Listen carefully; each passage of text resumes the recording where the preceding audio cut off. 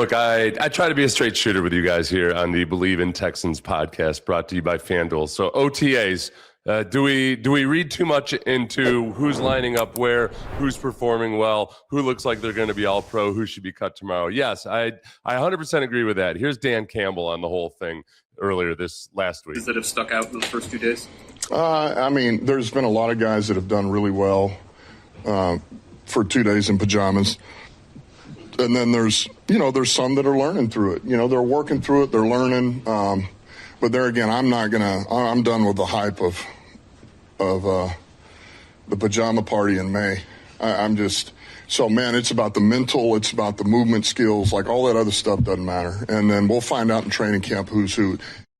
Yeah, we'll find out who's who. That's 100% true. There's some guys that always shine in OTAs, and as a player, you're kind of on the field, especially with a lineman. You're like, I know this guy's soft, and we'll just wait until the pads come on, and then so be it. But I bring you 12 different things to actually get genuinely excited about, not just because of what we saw out in OTAs so far, but because of where the team is right now. The Texans ended the season on a very low in terms of the final game that they played. But there's obviously a lot of things to be excited about. And first and foremost, Will Anderson. Like I did not expect that the first OTA I would go to this year, that the talk of the OTAs would be how hard Will Anderson was working. As a guy who just got paid a market-setting contract.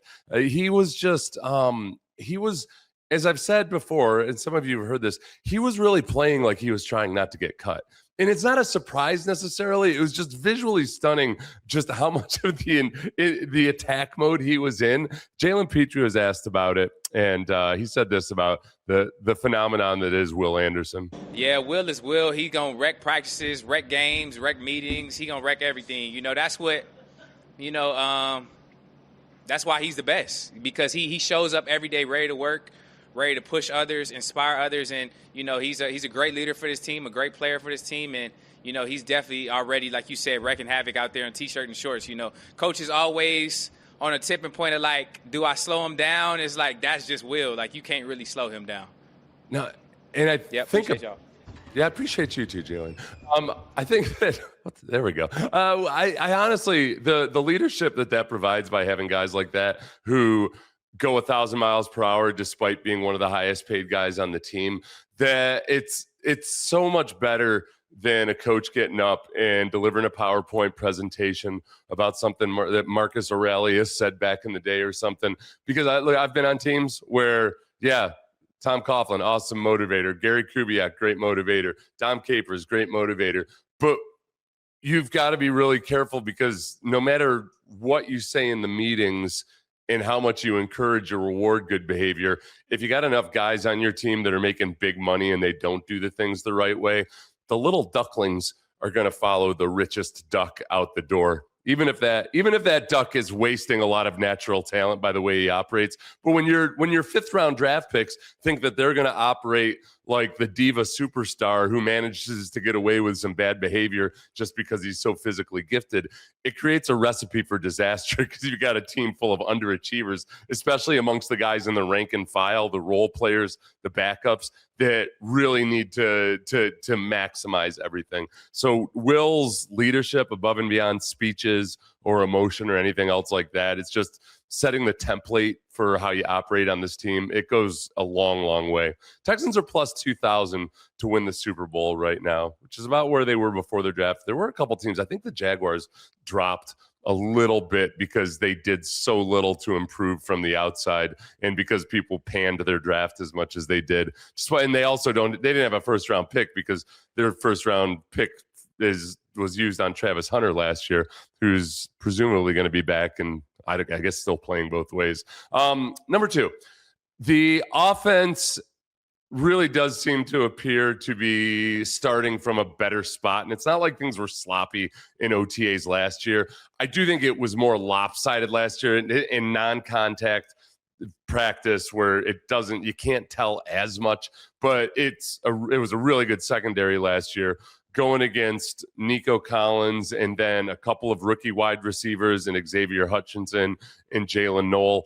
And those guys are just a lot further ahead now. You know, I think having Dalton Schultz completely healthy has helped. And just the actual onboarding of the veterans like Braden Smith and Wyatt Teller, that's not going to be a big deal. David Montgomery's been in the league a while. He's going to understand and operate the way they need to operate. The Lions did some really good things with running duo, which is what the Texans really wanted to try to run a lot of last year. They just weren't that good at it. But I think David Montgomery is going to integrate into this scheme just fine. D'Amico talked about that too, about how they are ahead of where they were last year at this point in time. Yeah, for us as a team, feel like we're much further along with our installs, what we're able to install in year 2 of the offense.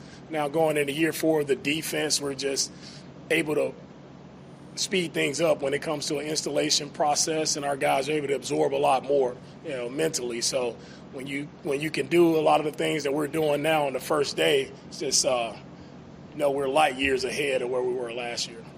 Yeah, now listen. I know what some of you are thinking. Hey, wait a second. Weren't they saying kind of the same things after CJ's rookie year going into year 2?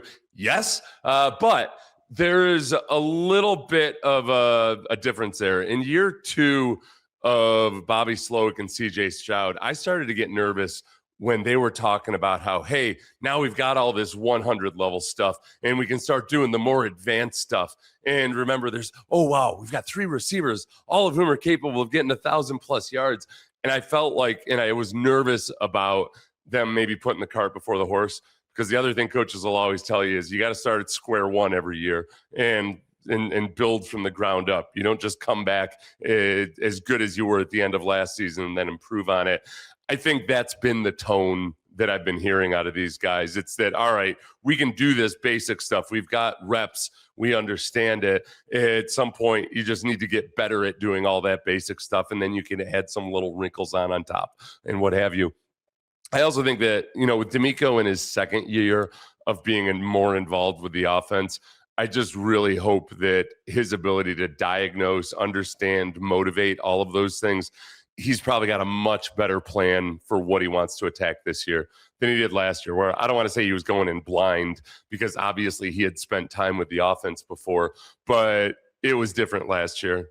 Last year was the year that I felt like he became a genuine NFL head coach that had to step away from his area of expertise on the defensive side of the ball and become more of a guy who's coaching the coaches and can attack larger kind of philosophical problems almost. He's a big surprise. D'Amico's advancing along just fine as an NFL head coach. Right now on FanDuel, the Texans are plus 900 to be the number 1 seed in the AFC. They're tied with the Chargers.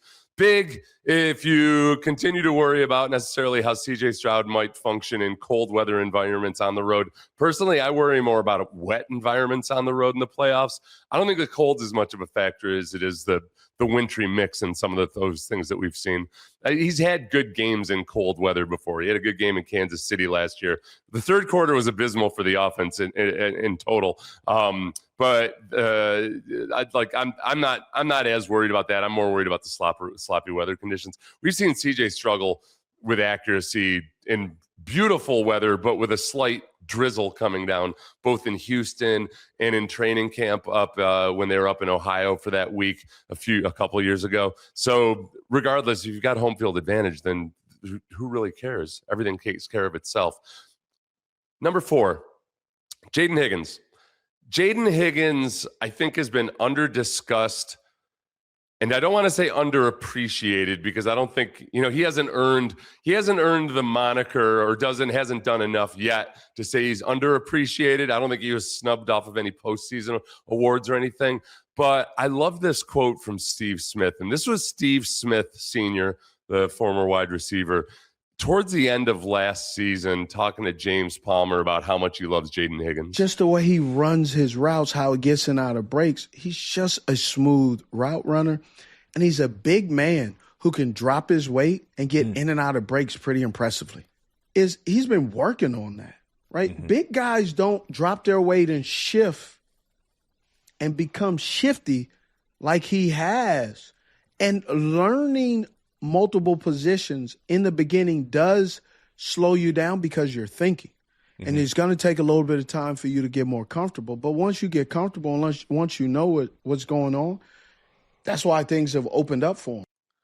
Yeah, and I think the big thing there is, boy, he could be saying the same things about Nico Collins. That's what I love so much about Jayden Higgins. And so many of the measurables and the height and the weight and everything else are very similar between those two. I think Jayden Higgins has room to add some bulk to his frame, the same way Nico is a sturdier looking dude now than he was his rookie year.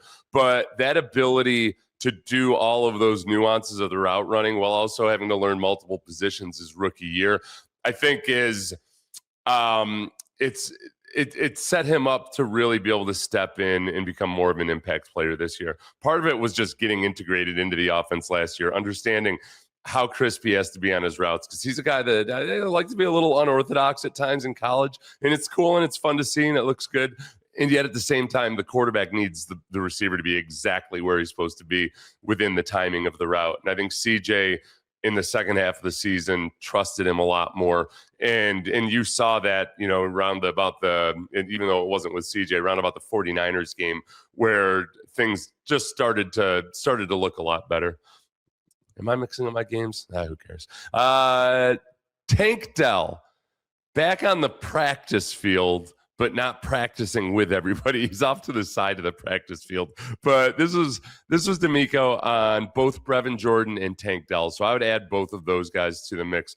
The return of Brevin Jordan, who he's not had a prolific season, but we've seen those very important moments in those breakout plays.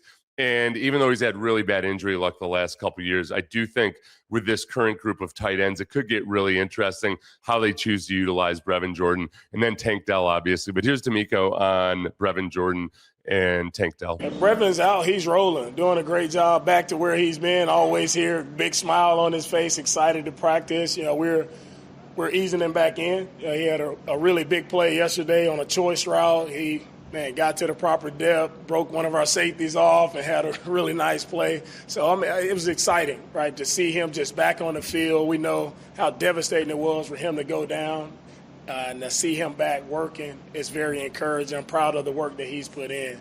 Tank is still working off on the side. When that time is, set for him to be back, he'll be back out there. Which safety did he break off on the choice route? That's what I want to know. So Brevin Jordan, yes, we've talked about him. Tank Dell, okay. I'm withholding my extreme excitement for when I see him back out there on the football field in a team drill.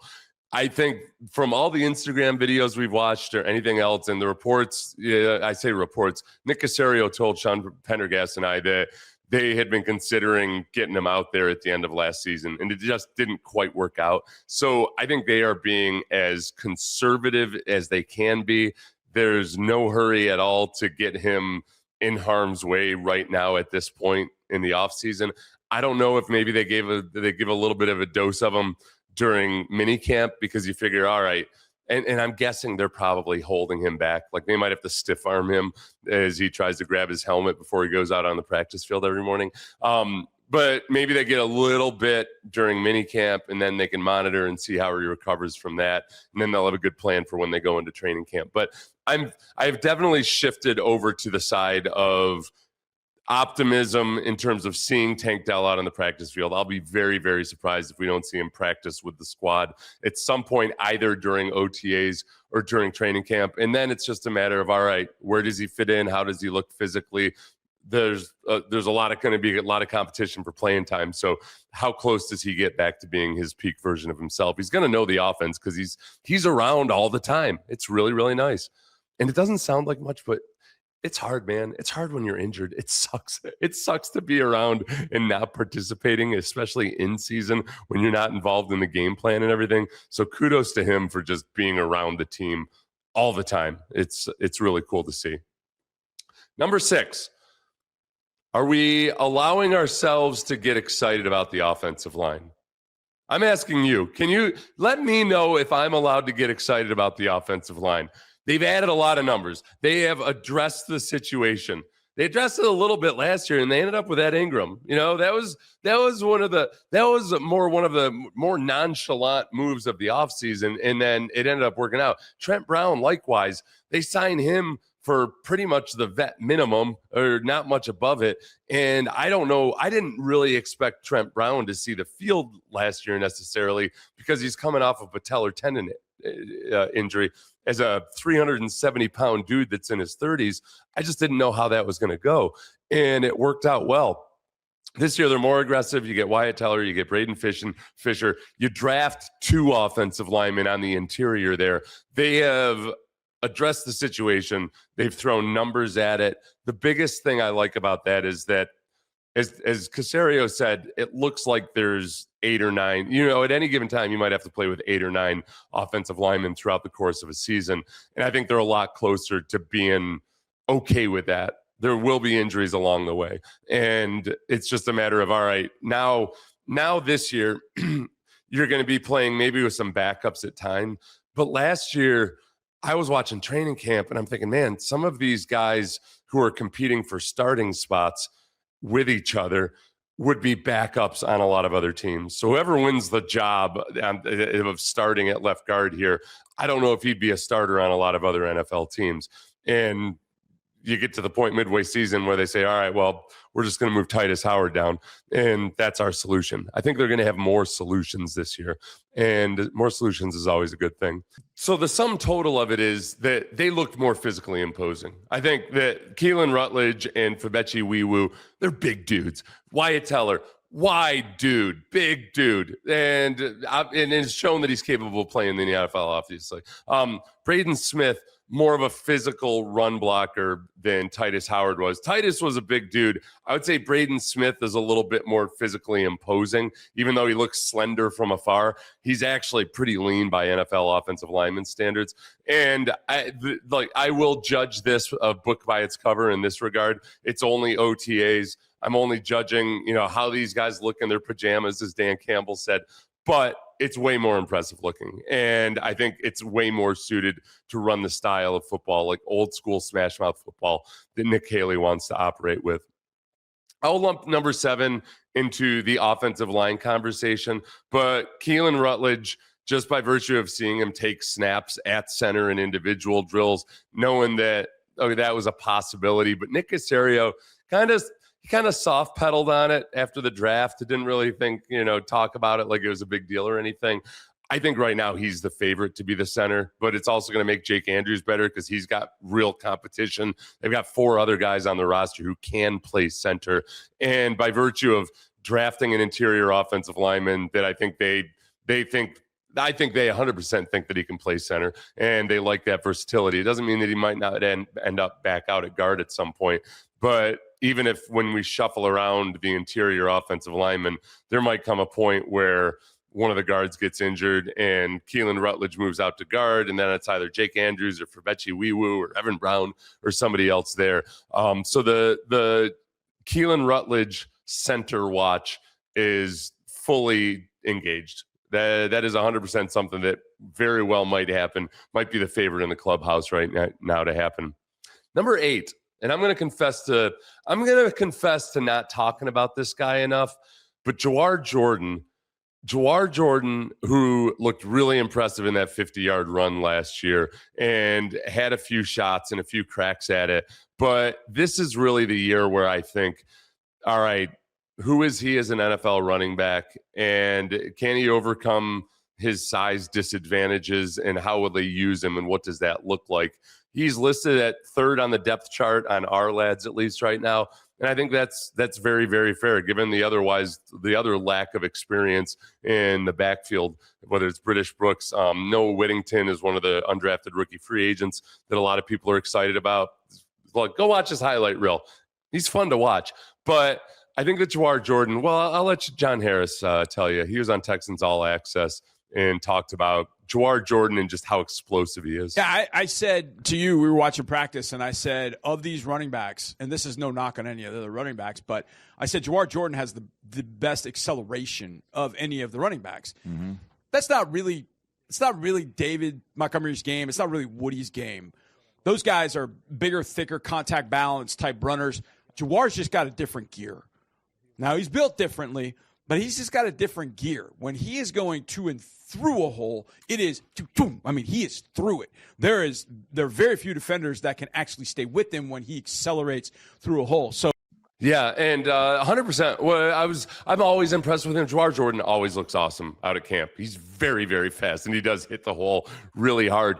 To me, it looked like he might be a little bit more muscular, a little bit bulkier this year, but didn't notice any loss in speed or explosiveness. But he would give you almost by going up by weight class from Jawhar Jordan to Woody Marks to David Montgomery.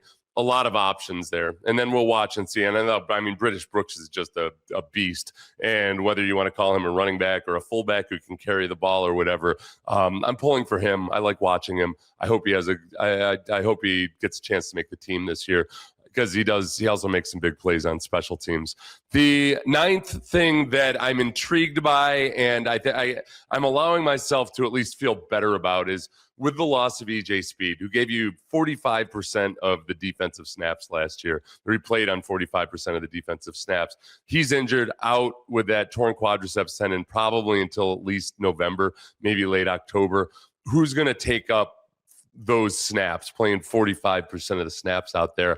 I was excited to see Marte Mapu, and I've talked about him a couple times before, but he's played linebacker, he's played safety. D'Amico gushed about how versatile and intelligent he is and what a hard worker he is, but they also drafted Wade Woodaz, they drafted Aiden Fisher. You've got multiple guys who are special teamers / linebackers who might be options. I think between the 5 or 6 guys that might be competing for that role, I think they're going to find a guy that does just fine. And the Texans, obviously, they do a great job. D'Amico Ryan specifically has always done a great job developing linebackers.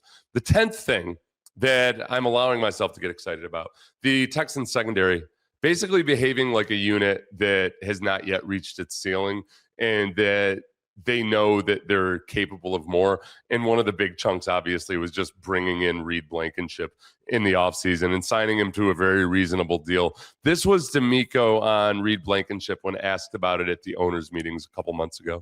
Reed helps us from a standpoint of just the instincts at which he plays with. I think he's really good instincts, and also from the communication standpoint. That's the thing that jumped out to me.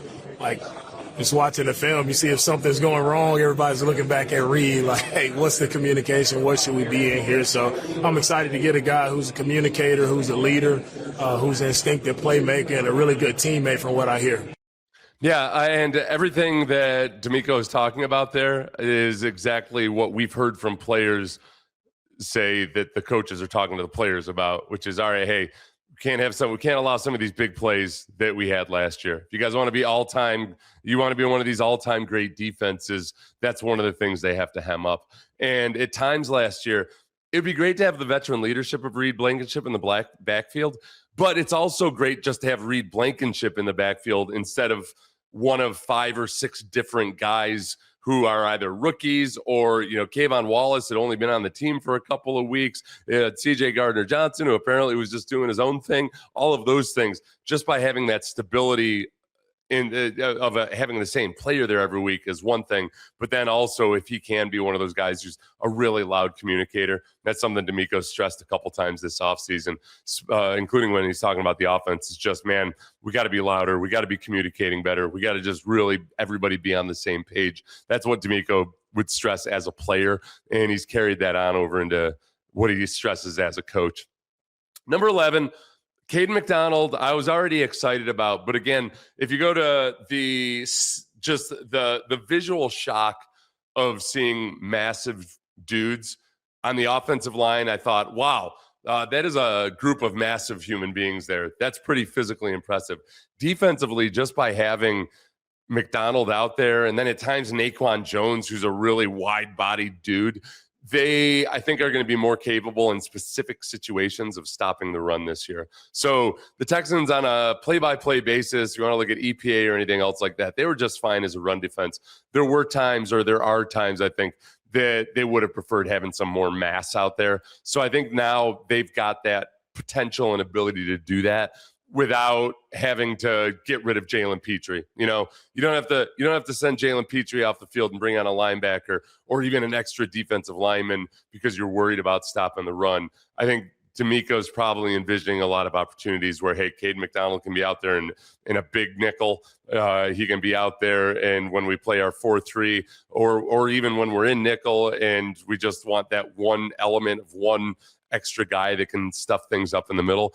And the other big thing about him too is, I think, some people, I think in their minds are almost thinking of him as one of these old school, big old fat Ted Washington types. He's not that. Like, he, as a run defender, his calling card is blasting into people and knocking people back. He's only done it versus college kids so far, but he has that ability where he's not going to be a guy who's just soaking up blocks. I think they're dependent on him getting penetration of the backfield. Now, it's not by slipping through an A gap like it would be with some defensive tackles. It's more just dusting the offensive guard and knocking him back into the A gap.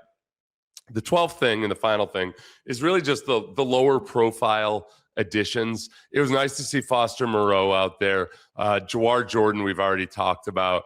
Marte Mapu, I think that might end up being a great trade, given that it was basically a late round pick swap. It was barely much of a trade at all, but I think they might really get the most out of Marte Mapu. And then I think with Keylan Rutledge and Weewu both having versatility on the interior to hopefully give you, instead of just having one swing interior offensive lineman or having to have two because you got a couple guys who can play guard and you got one backup center, this gives you more options and versatility. And I like, as far as Rutledge's play and Weewu's play and what I noticed during OTAs, I'm not gonna go down the road of just evaluating interior offensive and defensive line play when nobody's wearing pads. I would just say that of those three interior linemen, Kayden McDonald on the defense, Keylan Rutledge, and Weewu on offense, nothing they did looked any different than all of the reasons you drafted him. So there wasn't like I saw one of them and thought, oh my gosh, he's way faster than I thought he was. But I also didn't think, oh my gosh, he's way slower than I thought he was. I thought they looked just fine for no pads practice. Thanks for listening or watching to the Bleav in Texans podcast. If you're watching on YouTube, please like and subscribe. If you're listening on Apple or Spotify or anywhere else, leave a 5-star review, maybe a nice little comment or something, and that would be awesome. And until next time, everybody have a great one.